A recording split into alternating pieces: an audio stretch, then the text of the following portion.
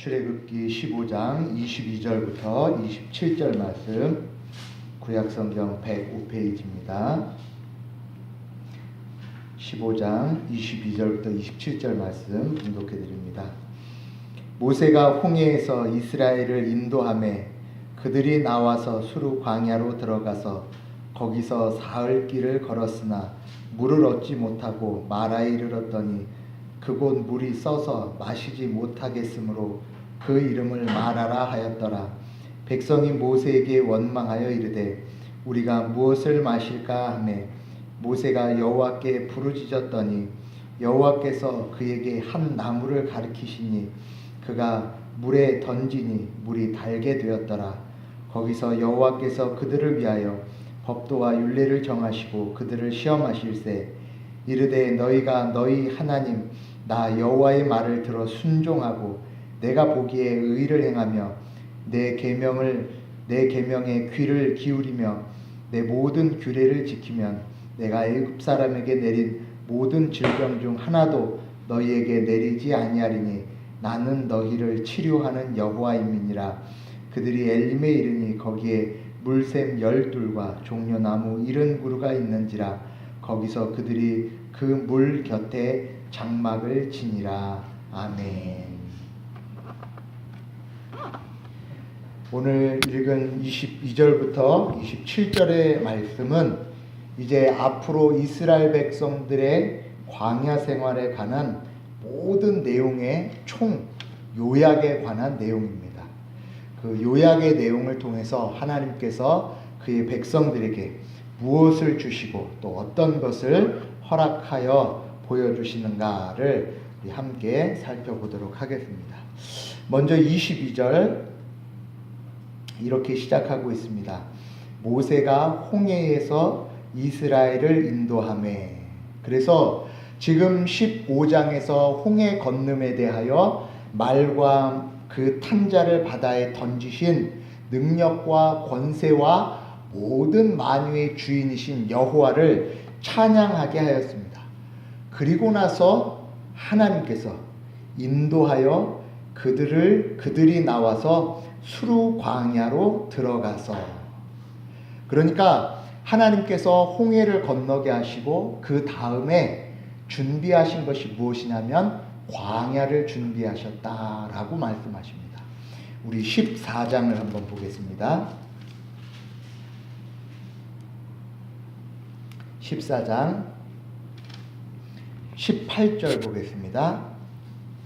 그러므로 하나님이 홍해의 광야길로 돌려 백성을 인도하심에 이스라엘 자손이 애굽 땅에서 대열을 지어 나올 때, 홍해의 광야길로 하니까 광야가 이때부터 시작한 것처럼 보여지는데 20절 보시면 그들이 숫곳을 떠나서 광야 끝 에담의 장막을 치니, 그러니까 지금 홍해부터 광야가 시작되는 것이 아니고 어디부터 지금 숫곳을 떠나서 광야 끝자락, 그러니까 저쪽에서 보면 끝자락이지만 이쪽에서 보면 광야 시작자리입니다. 왜 지금 이걸 말씀을 드리냐면 하나님께서 홍해를 건너게 하시고 그리고 준비하신 길이 광야 길입니다. 그러니까 홍해를 건너고 나니 여기에 이런 넓은 들판과 앞으로의 갈 길이 열려지는 것이 아니라 하나님께서 의도적으로 계획하신 하나님의 손길이 무엇이냐면 홍해를 건너는 자. 그러니까 유월절 어린 양의 피로 구원 얻은 자들이, 두 번째 구원 얻은 자들이 어디를 건너냐면 홍해를 건너죠. 신약의 표현으로 세례를 받게 하십니다. 그리스도와 함께 죽고 그리스도와 함께 사는 자의 길. 그리고 세 번째 준비한 것이 광야 길입니다. 그러니까 하나님께서 하나님의 백성들의 여정을 이 순서에 따라서 첫 번째 유월절 어린 양의 피, 그리고 홍해, 그리고 세 번째 광야 길. 그러니까 우리 하나님의 백성들이 모두 이 여정의 길입니다. 그러니까 지금 22절부터 27절의 내용은 구약의 이스라엘 백성들뿐만 아니라 신약인 우리에게도 동일한 여정으로 나타나는 것입니다. 우리가 예수 그리스도를 믿고 그 믿음에 따라 그리스도와 함께 죽고 사는 세례를 통해 그 다음 펼쳐지는 내용은 광야길이 나타난다라는 거예요. 그러니까 우리 인생의 모든 여정의 요약이 지금 오늘 22절부터의 내용입니다.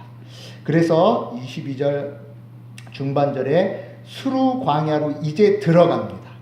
그리고 거기서 사흘 길을 걸었으나 물을 얻지 못하고, 하나님께서 광야 길을 가는데 첫 번째 주시지 않는 것이 있습니다.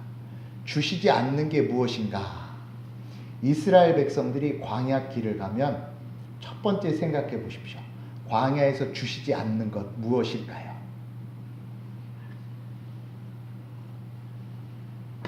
집을 주시지 않았어요. 집을 주시지 않았다는 내용은 광야가 그들의 안식과 평안과 최종 목적지가 아니다라는 것입니다. 하나님께서 광야를 가는 이스라엘 백성들에게 주신 건 장막을 주셨어요. 그래서 섰다가 멈추고 서고. 그래서 어떤 분은 이 부분을 이렇게 얘기하시다. 하나님께서 광야에서 가르치신 게임이 있습니다. 무엇인지 아십니까? 성도들이 이렇게 많이 보고 있다가, 하나님께서 광야에서 가르치신 게임은 고스톱을 가르치셨습니다. 그렇죠?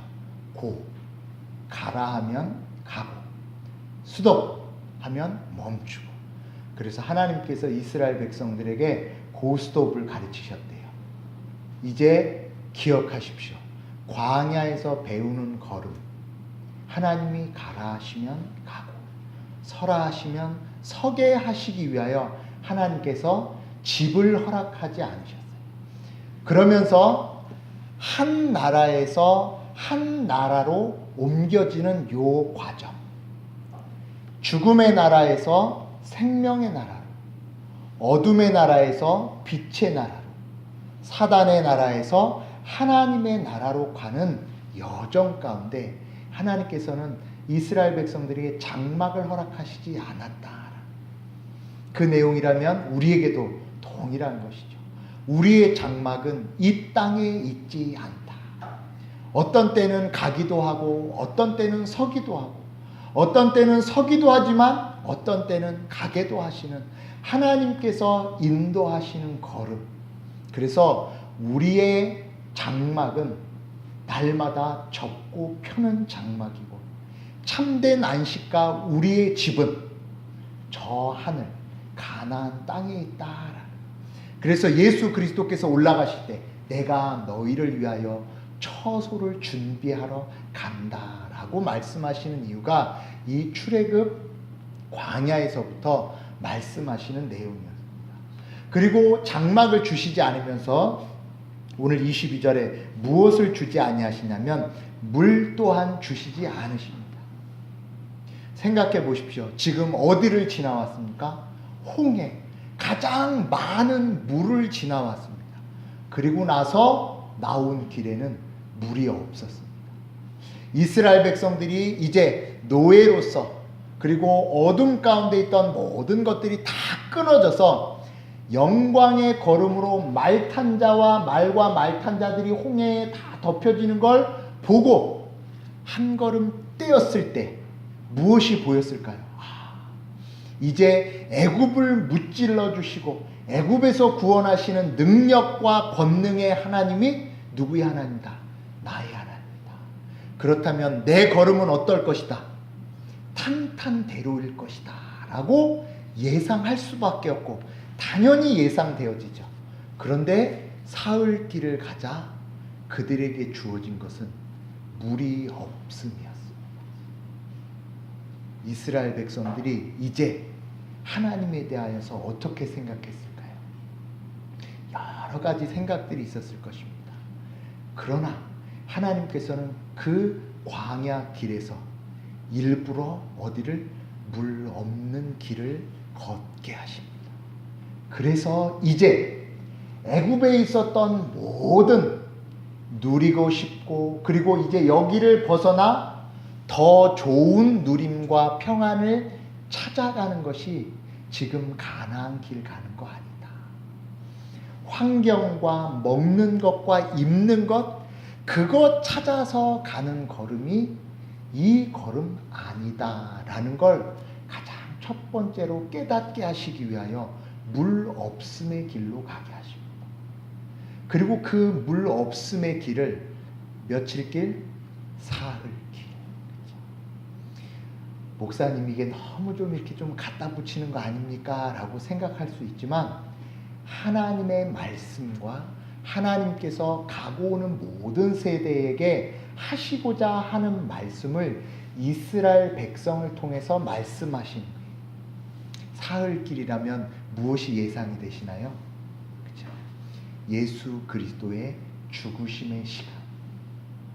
장사되고 며칠 만에? 사흘 만에. 예수 그리스도가 하나님의 아들이셨고 그의 백성을 따르는 그의 걸음을 따르는 그의 백성들의 사흘길 후는 영광인 줄 알았는데 죽음이었어요.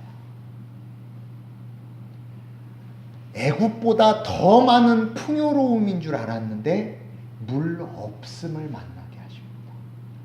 왜 하나님께서 이렇게 하시는가? 그 다음 23절입니다. 함께 읽겠습니다. 시작. 마라에 이르렀더니 그곳 물이 써서 마시지 못하겠으므로 그 이름을 마라라 하였더라. 물을 얻지 못하다가 마라라는 지역에 이르렀습니다. 그런데 그곳에서는 물은 있었지만 그 물은 어때서? 써서 마시지 못하는 물. 써서 마시지 못하는 물이라면 그건 있으나 마나한 물이죠. 오히려 더 사람들의 성격과 더 힘듦과 있은데 못 먹는 것. 그렇죠? 마치 지금 누구처럼? 우리 하나님의 성도들처럼 돈과 건강과 그리고 명예와 권력과 여러 가지 것들이 있는데 하나님께서 뭐라 하십니까? 그거 먹으면 뭐다? 쓴 물이다. 하나님의 백성들이 그것을 먹을 때에는 그리고 너희가 원하는 물은 광야에 없다. 분명히 물인 줄 알았지만 그건 너희가 먹을 물이 아니다. 이 땅 살아가는 동안 우리에게 보여지는 모든 것들이 바로 이런 모습이라는 것. 하나님의 백성들이 광야를 가 물을 찾았지만 찾아서 보여진 그 물은 하나님이 주시고자 하는 물이 아니었다라는 거죠. 그런 상황이 되면 이제 이스라엘 백성들에게 나오는 일이 뭐냐면 24절 함께 읽겠습니다. 시작. 백성이 모세에게 원망하여 이르되 우리가 무엇을 마실까 하매. 이것은 이스라엘 백성들이 모세에게 원망하는 것이 아니고 궁극적으로는 하나님께 원망하는 거죠. 이런 거죠. 데리고 나왔으면 먹이시든지요. 줄 거면 먹을 물을 줘야죠. 원망과 불평을 가질 수밖에 없죠. 그러잖아요. 눈앞에 가지면 좋은데 제대로 된 것이 아니면 더 짐만 되는 거죠. 예전에 저에게 노트북이 3대나 있었습니다. 그런데 다 고장난 거였어요. 노트북 3대면 뭐합니까? 짐만 되죠. 그래서 결국에 그걸 다 어떻게 했을까요? 차라리 그렇게 팔아버리면 되는데 지은이 엄마가 엄청 많이 얘기했어요. 쓰지도 못하는 거 갖다 치우라고. 쓰지도 못하는 거 갖다 치우라고. 쓴 물을 본 이스라엘 백성. 우리가 먹지도 못하고 쓰지도 못할 거 아예 보여주질 말든지 보여줘 놓고, 그죠? 우리 인생 살아가는 동안 이런 일들이 얼마나 많이 있습니까? 우리 주변에 분명히 하나님이 주신 건 줄 알았지만 도저히 쓸 수 없는 쓴물과 같은 일에 대하여 원망하는 거예요. 이 원망을 통해서 하나님께서 이제 이스라엘 백성 첫 번째 뭐 한 자? 구원 얻고 유월절 피로, 두 번째 홍해를 건넌 자, 그리고 세 번째 그 광야 길에 간 자들에게 자기 자신을 보게 하시는 거예요. 분명히 좋을 때는 영광의 하나님이요 능력의 하나님이요 당신의 모든 것이 영원할 것입니다 찬양하였지만 먹을 것이 없자 사흘 길을 가게 되자 다시 원망을 만들어내는 자, 이것을 통해서 하나님께서 무엇을 하게 하시냐면 바로 겸손으로 인도하십니다. 겸손이라는 것이 어떻게 만들어지는가를 생각해 보세요. 사람들이 어떤 때 겸손해지나? 겸손은 절대 자기 스스로 만들어지지 않습니다. 그렇죠? 자기 스스로 저는 잘 못합니다 라고 자기 스스로 굽혀진 것은 자기가 힘들어지면 반드시 어떻게 되죠? 자기가 힘들어지면 다시 그 머리가 일어나게 되어집니다. 그래서 하나님께서 우리에게 주시며 원하시는 겸손의 내용은 우리의 모든 것이 다 부러져서 그래서 아무것도 할 수 없는 그때, 예전에 요한복음 순모임 때 두 팔을 벌려 베드로에게 젊어서는 내 스스로 띠띠었으나 늙어서는 네가 두 팔 벌려 라고 말씀하신 것처럼 우리의 모든 것이 다 벌려질 때 이제 난 모르겠습니다. 하나님 알아서 하십시오. 나 여기까지 데려왔으면 이제 하는 말이 무엇일까요? 죽이든지 살리든지 하나님 마음대로 하십시오. 이게 약간 억양이 붙으면 이제 뭐가 되냐면 원망이 되는 거죠. 이제 이해를 돕기 위해서 나 여기까지 데려왔는데 죽이든 살리든 마음대로 하시. 이게 이제 원망이 되는 거죠. 이게 시간이 조금 더 지나면 어떻게 될까요? 이렇게 화낼 힘도 없게 되죠. 그러면 이제 화도 못 내게 돼요. 그때가 겸손이에요. 그렇죠? 왜냐하면 우리 안에서 꺼내지는 모든 것들은 선한 것이 없다. 광야의 길을 가며 그들이 가지고 있는 것, 그들이 소유하고 있는 것, 그들이 기대하는 모든 것에서는 선한 것이 나오지 않고 오직 하나님이 물을 주실 때에만 생명과 호흡이 유지되는 자라는 것을 다시 한번 기억하여 이스라엘 백성 너희는 구원받아 홍해 건너 겸손한 자로 가야 한다 라는 것을 깨닫게 하시기 위하여 광야에서 쓴 물을 만나게 하십니다. 저와 여러분들이 광야길 가다 쓴 물을 만나실 때 기억하십시오. 원망, 그거는 이제 어렸을 때, 믿음이 연약할 때. 그런데 이제 믿음이 장성하여 광야 길로 보내신 이가 누구이시다? 하나님이시다라는 것을 알게 되면 그 다음에 무엇이 될까요? 겸손의 자리로 나가는 것입니다. 하나님께서 이스라엘 백성들을 광야 길로 보내신 목적과 이후에 1차적인 것은 바로 이 겸손을 배우게 하십니다. 두 번째로 하나님께서 그 겸손한 자에게 무엇을 주실까요? 그렇죠? 그 뒤에 이어지는 모든 내용, 자 먼저 보겠습니다. 25절 함께 읽겠습니다. 모세가 여호와께 부르짖었더니 여호와께서 그에게 한 나무를 가리키시니 그가 물에 던지니 물이 달게 되었더라. 거기서 여호와께서 그들을 위하여 법도와 율례를 정하시고 그들을 시험하실세. 원망하고 나온 다음이 무엇이냐면 모세가 여호와께 부르짖었더니 모세가 부르짖은 1차적인 것도 있지만 결국 모세는 이스라엘 백성의 대표로서 하나님께서 이스라엘 백성 모두가 이제 뭐 하도록? 부르짖도록. 그죠? 홍해를 건넌 자들은 홍해 건넌 걸로 인생이 끝이 아니죠. 구원받은 것이 인생의 끝이 아니에요. 하나님께서 그들에게 주시고자 하시는 내용은 여호와를 부르짖는 자. 그래서 하나님은 그 부르짖음에 뭐 하시죠? 응답하셔서 그의 백성들과 함께 하시는 거예요. 보십시오.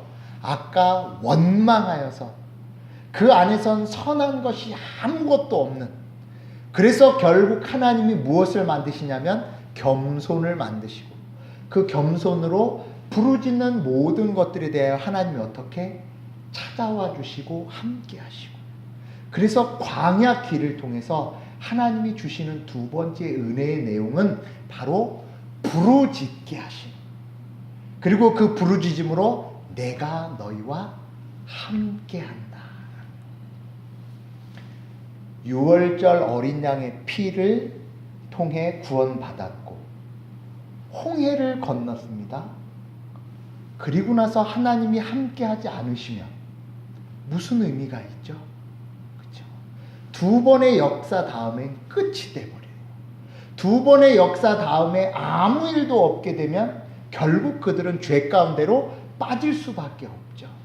하나님께서는 자신의 역사를 한 번으로 끝내시는 것이 아니라 지난 주일 오후에 그리고 오전에 말씀드린 것처럼 영광에서 영광에 이르게 하시는 하나님.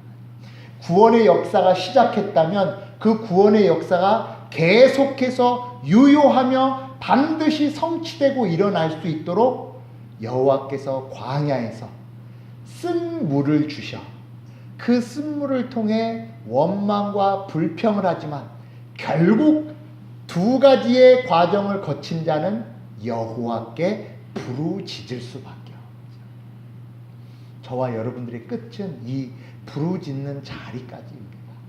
자, 여기 보시고 시편 107편을 보십시오.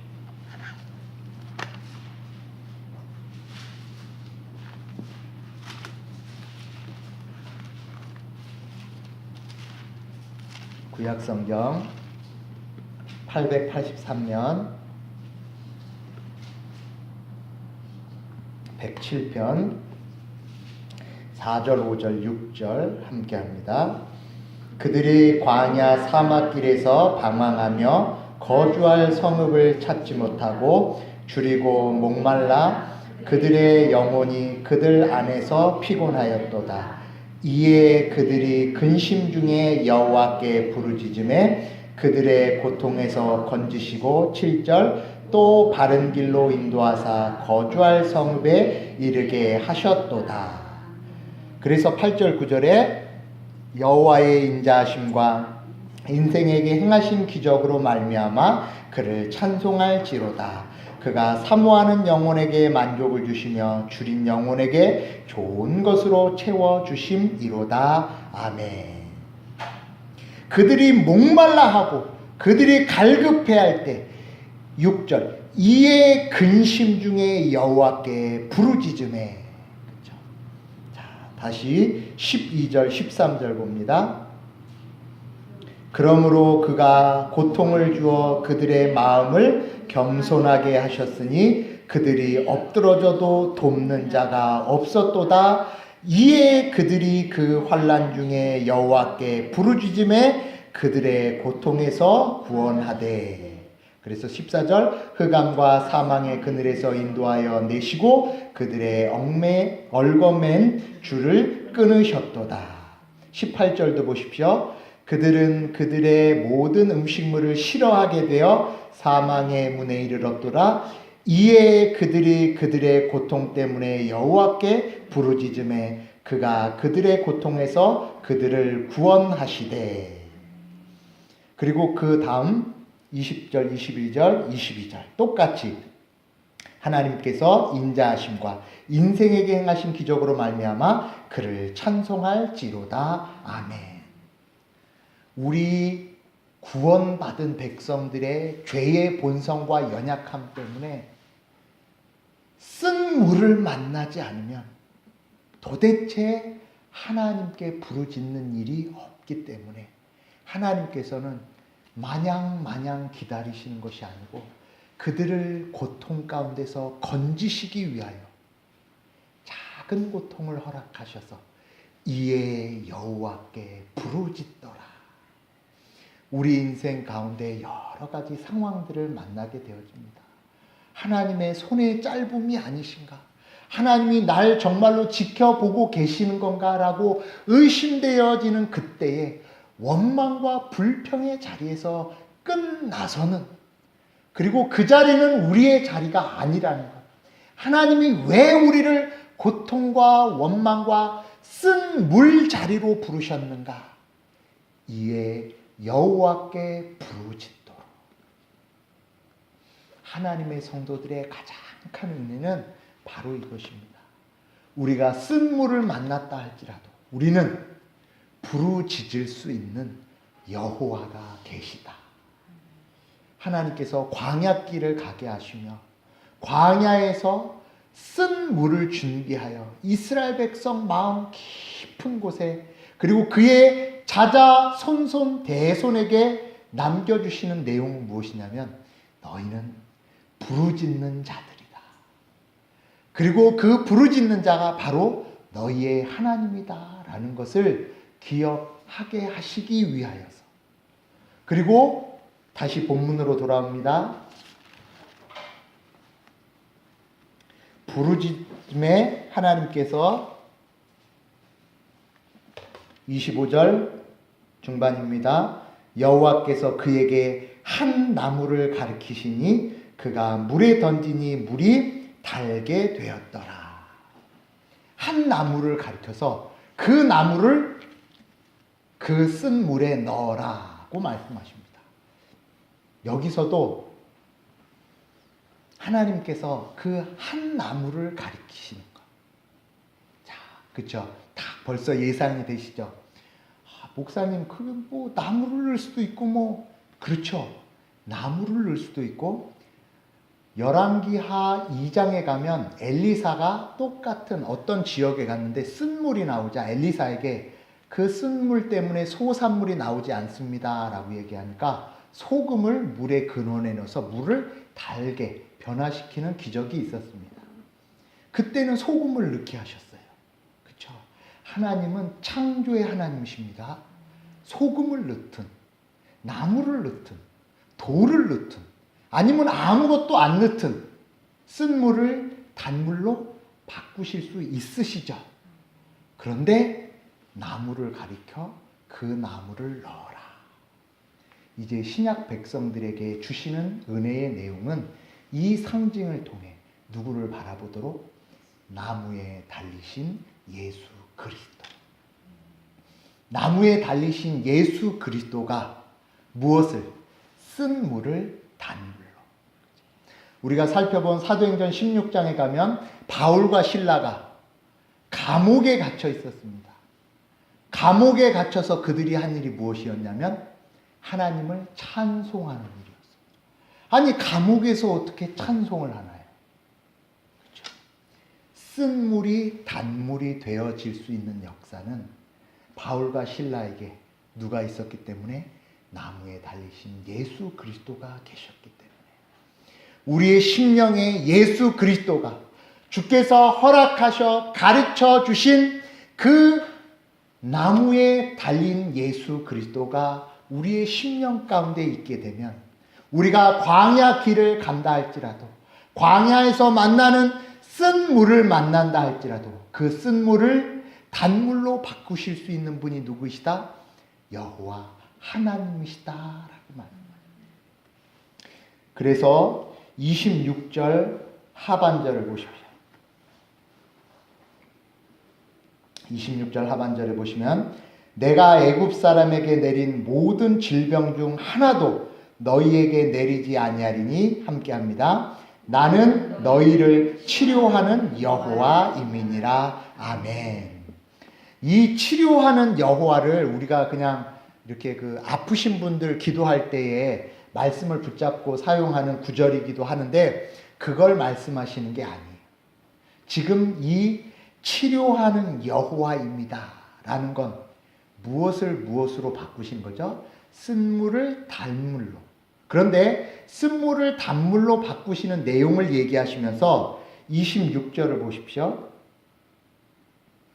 이르되 너희가 너희 하나님 나 여호와의 말을 들어 순종하고 내가 보기에 의를 행하며 내 계명에 귀를 기울이며 내 모든 규례를 지키면. 그런데 지금 이스라엘 백성들이 아직 지금 25절 하반절에 나온 것처럼 거기서 여호와께서 그들을 위하여 법도와 율례를 정하시고 그들을 시험하실세. 법도와 율례는 언제 주어지냐면 시내산에서 주어지잖아요. 이건 여기 앞에 있는 거기서라는 걸 어떤 것으로 이해하느냐에 따라서 학자들마다 달라지는데, 거기서는 지금 여기 마라가 아니라 하나님께서는 이제 한 발 떨어져서 그 거기가 어디냐면 지금 이스라엘 백성들을 어디로 보내셨죠? 광야에서 내가 너희들에게 율법과 율례를 주어서 그들을 뭐 한다? 시험케 하신대요. 그런데 그 시험은 어떤 시험?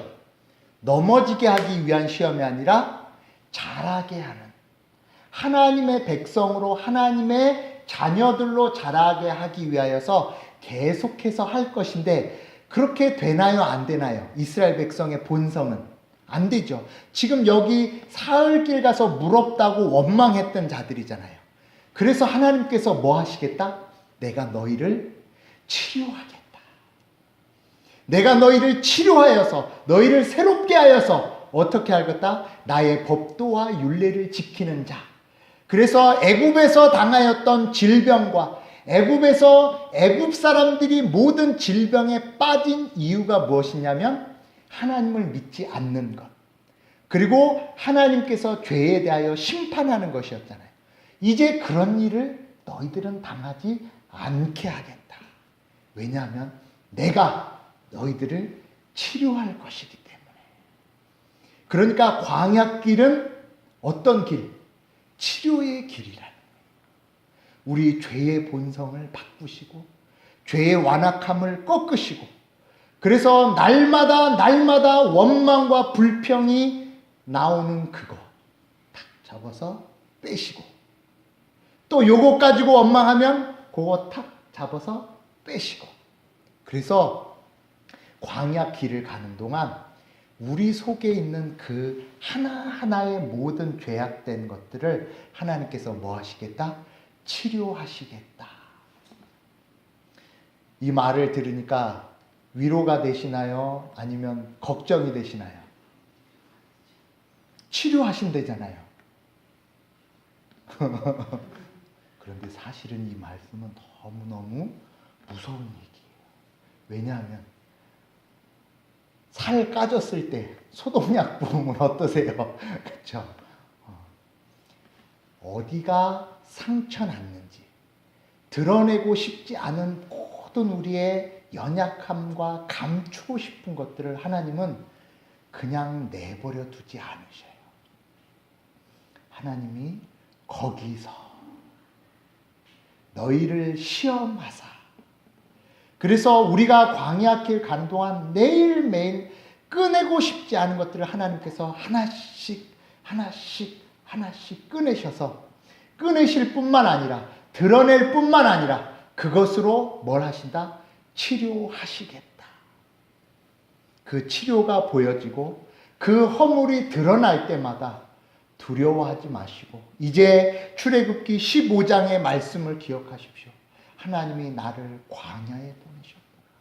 광야에 보내어 내가 원망하며 내가 바라였던 것이 결국 물이었구나, 평안이었구나, 단지 보여지는 것이었구나 라는 것을 내 눈으로 확인하게 하신 후 하나님께서 치료하신다라는 것. 치료하신 후에 27절, 우리 저기 에어컨 좀 27절 함께 합니다. 시작. 그들이 엘림에 이르니 거기에 물샘 12과 종려나무 70그루가 있는지라. 거기서 그들이 그 물 곁에 장막을 치니라. 아멘.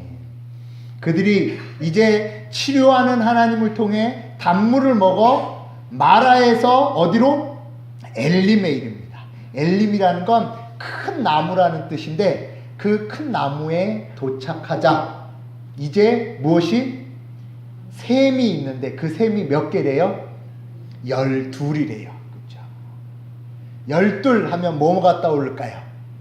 이스라엘의 12지파, 그리고 신약에는 12사도, 그리고 그것을 통해 완전하신 하나님을 나타내는 상징이 되어집니다. 70 종려나무는 70 장로, 그리고 신약에 와서는 예수 그리스도께서 따로 보내신 70 전도인. 그래서 이제 하나님께서 광야를 지나게 하실 때 그 광야의 끝은 이 12샘과 70 종려나무가 있는, 그리고 그 물 곁에서 장막을 치게 될 것이다. 그런데 여기는 어디 있을까요? 완전한 데가 아니죠. 그래서 뭐 치게 하시죠? 그렇죠? 집을 만들게 하지 아니하시고 장막만 치게 하셔요. 여기서 잠시 평안과 위로를 맛본 후에 또 하나님이 뭘 하실까요? 고스톱을 또 가르쳐 주셔요. 여기서 이제 힘을 얻고 위로를 얻으면 또 어떻게 되나요? 그러면 어떻게 해야 되죠? 한 걸음 한 걸음 또 가면서 또 무슨 일이 있을까요? 가면서 무엇을 만날까요? 그쵸? 이제 또 쓴 물을 만나요. 16장에 가면 쓴 물이 무엇으로 나타날까요? 그쵸? 만나로 나타나게 됩니다. 그러면 또 그 만나로 또 지나가면서 또 뭐가 되죠? 원망하고, 그 원망에서 한 단계 커지면 부르짖고, 그 부르짖음으로 뭐 할까요? 여호와께서 고치사 고통 가운데서 여호와의 인자하심을 맛보게 하시고, 그래서 그 일을 통해 또 시험하셔서 이제 어디로? 또 12샘과 70 종려나무 자리로 그렇게 하나 만들어 광야의 끝인 어디로? 가나안. 신약 백성인 우리는 이제 이 광야 세상 길을 가고 해서 어디? 저 하늘 도성에 머무르게 하시는 역사.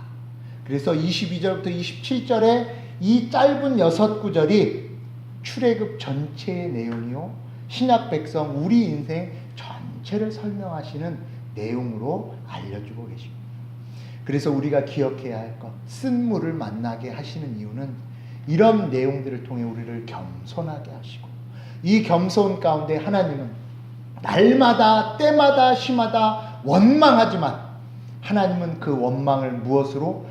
부르짖음으로 바꾸셔서 하나님의 백성을 하나님 백성답게 만드시는 역사가 하나님 구원의 역사이다라는 것 기억하셔서 이 구원의 길을 끝까지 잘 감당하시는 우리 성도님들 되시기 바라겠습니다. 자, 오늘 이 말씀 전체를 이제 다 끝나신 줄 알았죠. 끝났습니다. 골로새서 3장을 한번 보십시오.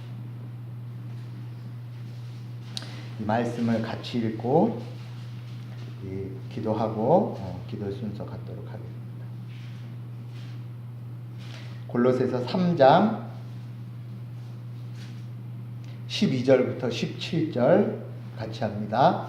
그러므로 너희는 하나님이 택하사 거룩하고 사랑받는 자처럼 긍휼과 자비와 겸손과 온유와 오래 참음을 옷 입고, 누가 누구에게 불만이 있거든 서로 용납하여 피차 용서하되 주께서 너희를 용서하신 것 같이 너희도 그리하고, 이 모든 것 위에 사랑을 더하라. 이는 온전하게 매는 띠니라. 그리스도의 평강이 너희 마음을 주장하게 하라. 너희는 평강을 위하여 한 몸으로 부르심을 받았나니 너희는 또한 감사하는 자가 되라.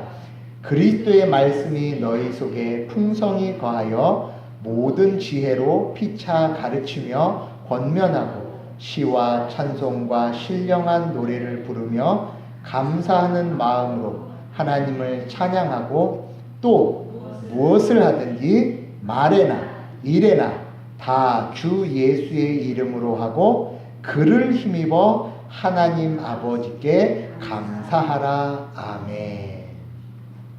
광야 길을 가는 하나님의 성도들에게 이제 신약의 내용으로 주신 광야 길에서 너희가 붙잡고 너희가 가지며 그리고 그 함께 광야 길 가는 자들에게 나누어야 될 것. 그래서 최종적으로 그를 힘입어 무엇을 하든지 말에나 일에나 아버지께 감사하라. 쓴 물을 만나도 물이 없음을 만나도 광야를 만나도 이것이 아버지의 손길이구나. 피차 권면과 사랑과 위로를 통해 아버지 나라의 끝까지 갑시다 라고 너희가 그 부르심의 택함을 붙잡으라 하시는 내용으로 기억하셔서 이제 광야길 가는 우리 진명교회 성도들 감사함으로 채워지는 믿음의 성도들 다 되시기 바라겠습니다. 기도합니다. 하나님 아버지, 우리의 걸음이 이제 6월절도 지났고 홍해도 건넜고 이제 광야 길 가는 중이다라고 말씀하신 내용을 듣고 보았사오니 하나님의 음성으로 받게 하시고 이제 그 말씀을 마음에 새겨 불평과 원망의 자리가 아니라 이 모든 일을 통해 우리를 시험하시고 그리고 결국 하나님께 하나님의 자리로 나아가게 하시는 12 샘물 곁에서 쉬어가는 자들임을 다시 한번 들려주시고 보았사오니 이 걸음 멈추지 않고 이 걸음 가운데 날마다 하나님께 감사의 찬양을 돌려드리는 믿음의 성도들 되게 하여 주시옵소서. 우리뿐만 아니라 우리와 함께하는 모든 자들에게 이 복음, 복된 소리를 다 전할 수 있는 우리 성도들 또한 되게 하여 주실 줄 믿사오며 살아계신 예수 그리스도의 이름으로 기도드렸습니다. 아멘.